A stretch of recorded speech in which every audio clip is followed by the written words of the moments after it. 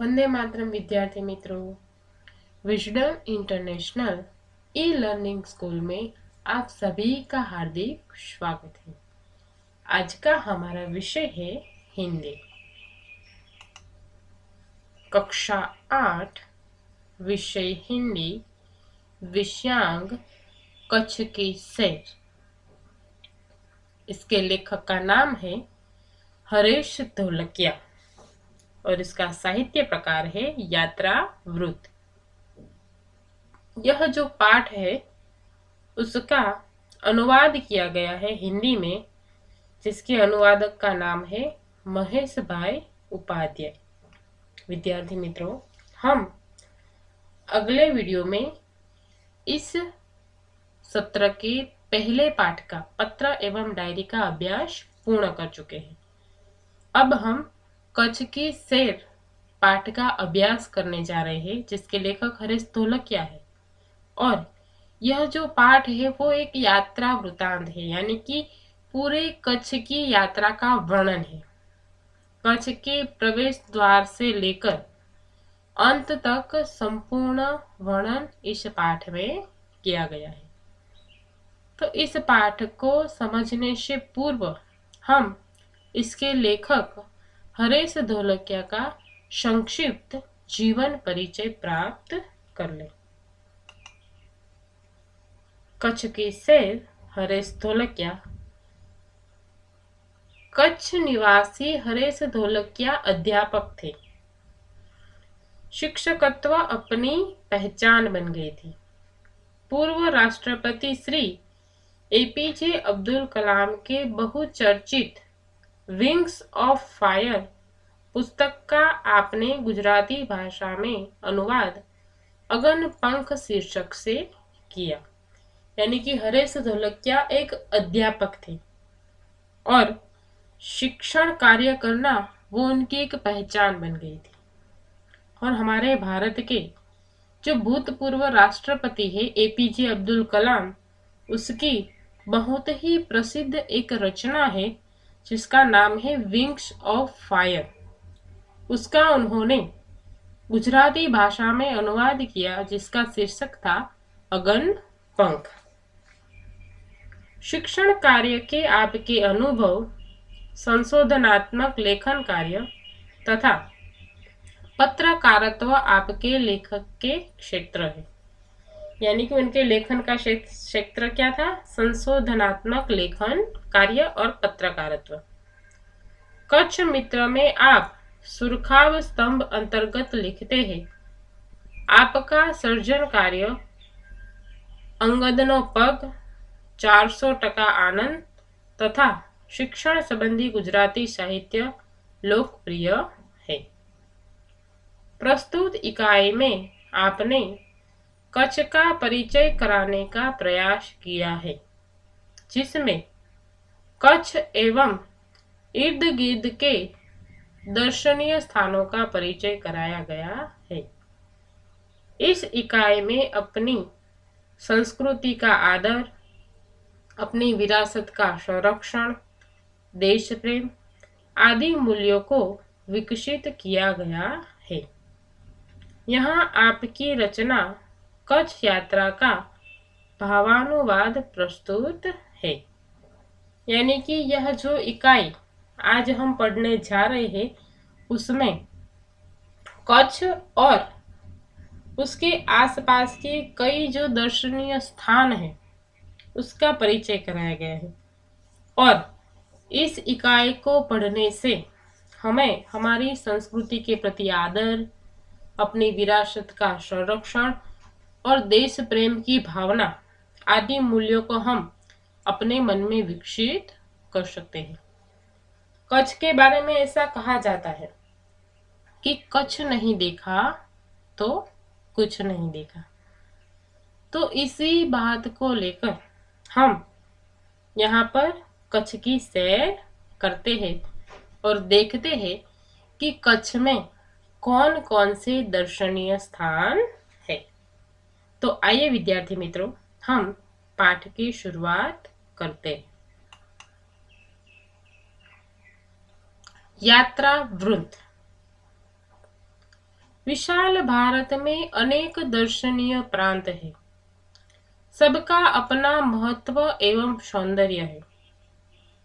गुजरात उनमें से एक अनूठा राज्य है।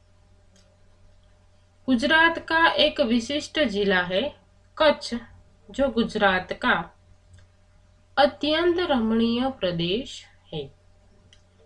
यात्रियों के लिए कच्छ आकर्षण का केंद्र है।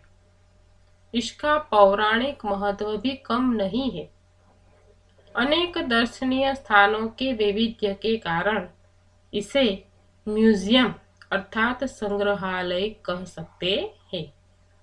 यानी कि हमारा जो भारत है बहुत ही विशाल है और विशाल भारत में कई सारे दर्शनीय यानी कि देखने लायक प्रांत है।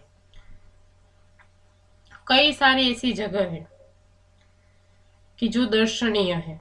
ताजमहल है, दिल्ली गेट है, उसी तरह से कई ऐसी जगह है। सोमनाथ मंदिर है, द्वारका मंदिर है, जो बहुत ही पौराणिक है और इनका अपना अपना महत्व है और अपना अपना सौंदर्य है।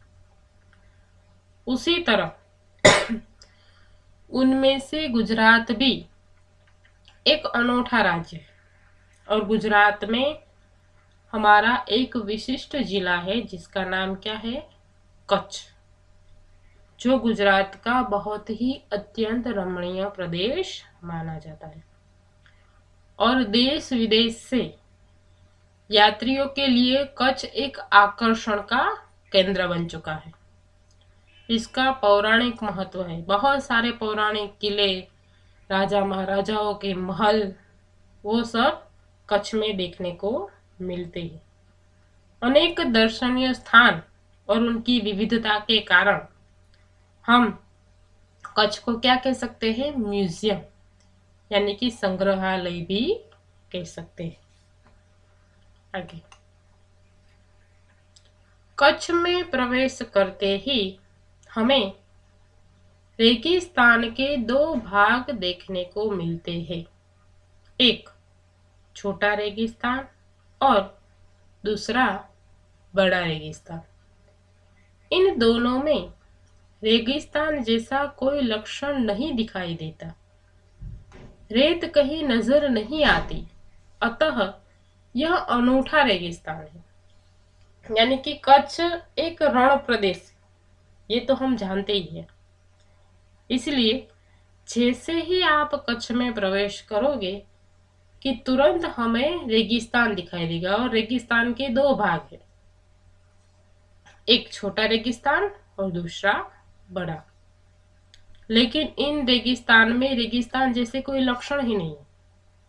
अगर हम रेगिस्तान को देखें तो वहां पर क्या होगे, सिर्फ रेत ही रेत होती है, बड़े बड़े डूंगर होते हैं रेत के। लेकिन कच्छ ऐसा नहीं है, कहीं रेत नजर ही नहीं आती। इसलिए एक ये अनूठा रेगिस्तान है। सामखियाली को हम कच्छ का प्रवेश द्वार कह सकते हैं। कच्छ की यात्रा यहीं से आरंभ होती है। यानी कि कच्छ में प्रवेश द्वार के रूप में अगर कोई स्थान प्रचलित है तो वो है सामखियाली। सामखियाली एक पौराणिक जगह है। उसमें प्रवेश करते ही कच्छ की शुरुआत होती है। इसीलिए इसे क्या कहते हैं, कच्छ का प्रवेश द्वार। यहाँ से उत्तर दिशा की ओर यात्रा का आरंभ यानी कि प्रारंभ होता है। रापर से धोलावीरा पहुंचते ही हमारी प्राचीन संस्कृति मोहेंजोदड़ो का स्मरण हो जाता है। यानी कि सामखियाली से उत्तर दिशा की ओर जाना है और कच्छ की यात्रा की शुरुआत करनी है और वहां से सीधा धोलावीरा आता है और धोलावीरा पहुंचते ही हमें हमारी प्राचीन संस्कृति मोहेंजोदड़ो की याद आती है, जो सिंधु खीण की बहुत ही प्रसिद्ध संस्कृति है। तो मोहेंजोदड़ो जितनी प्राचीन और प्रसिद्ध है संस्कृति, उसी प्रकार धोलावीरा में भी ऐसी ही संस्कृति है। तो धोलावीरा में ये जो तस्वीर दिखाई दे रही है वो एक प्राचीन संस्कृति का दृश्य है। तो यह स्थान 5,000 वर्ष के अवशेषों का अंग है, यानी कि यह स्थान 5,000 वर्ष पुराना है।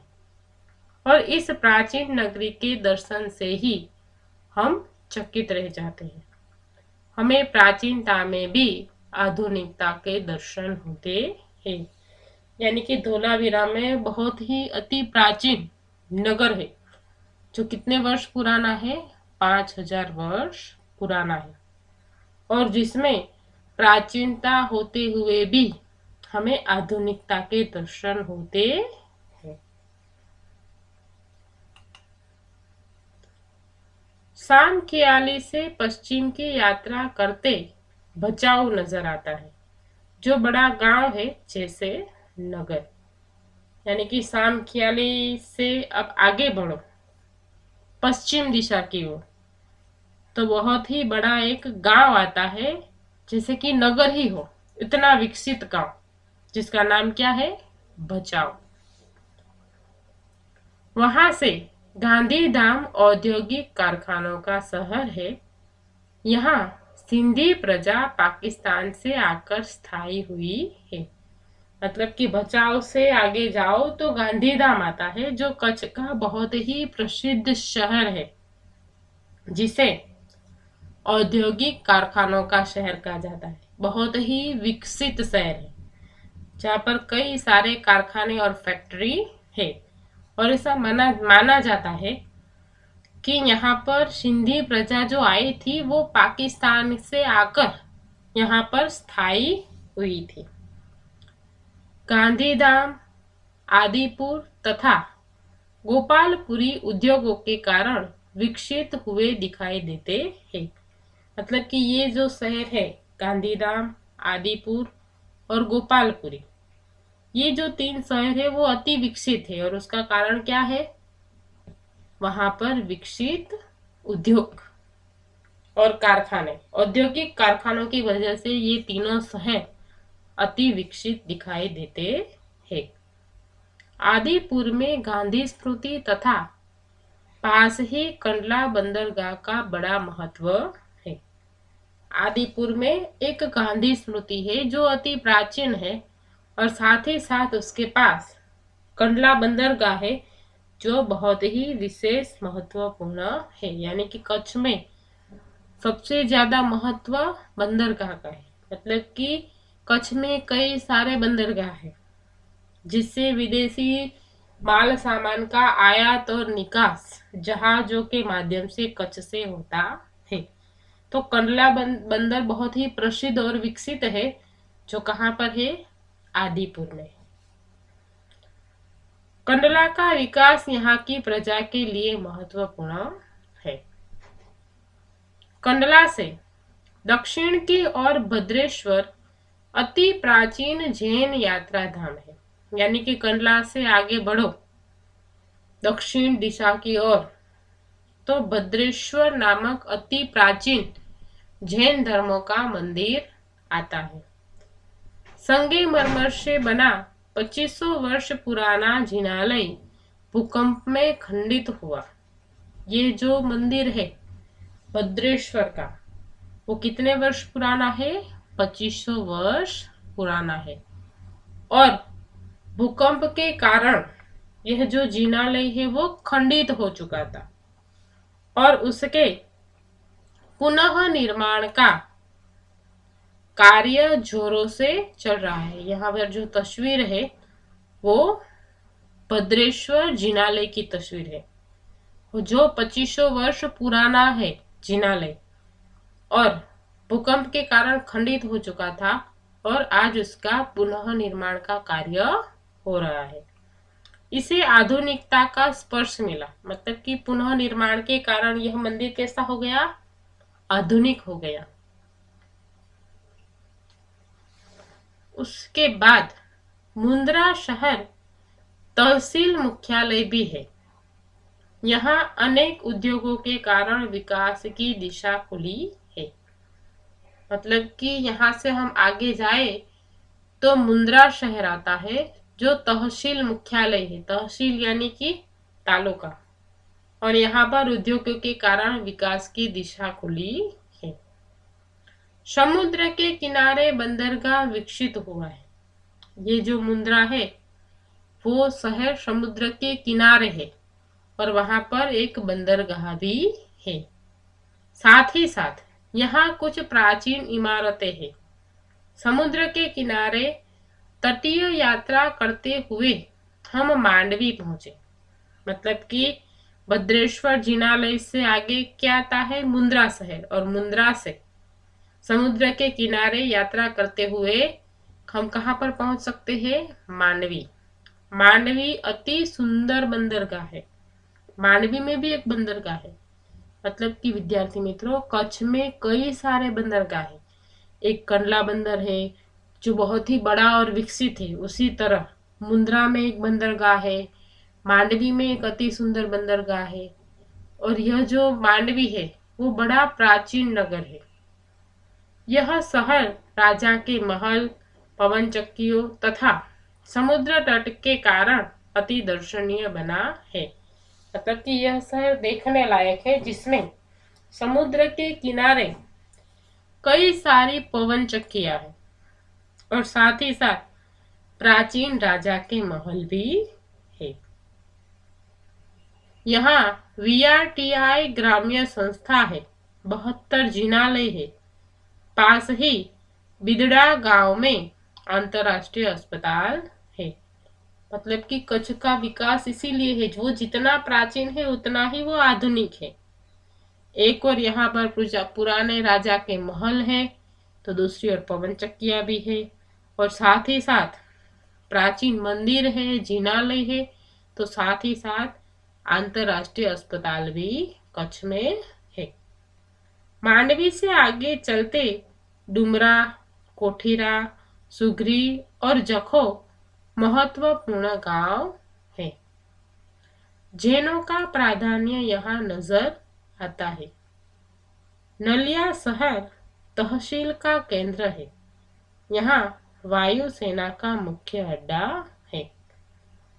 यानी कि कच्छ में सबसे पहले हम कहाँ से शुरुआत की थी, हमने सामखियाली से, जिसे क्या कहते हैं, कच्छ का प्रवेश द्वार।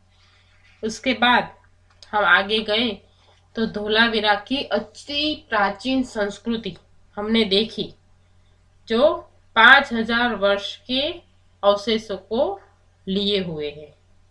फिर सामखियाली से आगे हम बढ़े तो हमने क्या देखा, भचाऊ, और भचाऊ में गांधीनगर, गांधीधाम। जो गांधीधाम उसे क्या कहा गया है, औद्योगिक कारखानों का शहर कहा गया है। उसके बाद कंडला बंदर से हम दक्षिण की ओर आए तो हमने यह भद्रेश्वर का अति प्राचीन जिनालय देखा। फिर मुंद्रा और मांडवी, मांडवी में हमने अति सुंदर बंदरगाह, साथ ही साथ प्राचीन राजा के महल, पवन चक्किया, सुंदर समुद्र किनारा, वो हमने देखा। और फिर मांडवी से आगे चलते ही 3 गांव आते हैं, डुमरा, कोठीरा, सुगरी और जखो। यहाँ पर कच्छ में सबसे ज्यादा जैनों का प्राधान्य है। मतलब कि जैनों का प्राधान्य होने के कारण यहाँ पर बहुत ही प्राचीन जिनालय है, जो जैन धर्म का पवित्र स्थान माना जाता है। और फिर आगे नलिया शहर आता है, जहाँ पर हमारी जो भारत की वायुसेना है उसका मुख्य अड्डा यानी कि स्टेशन है। तो विद्यार्थी मित्रों, आज हम यहाँ तक ही कच्छ की सैर करेंगे। इसके आगे के शहर हम अगले वीडियो में देखेंगे। धन्यवाद।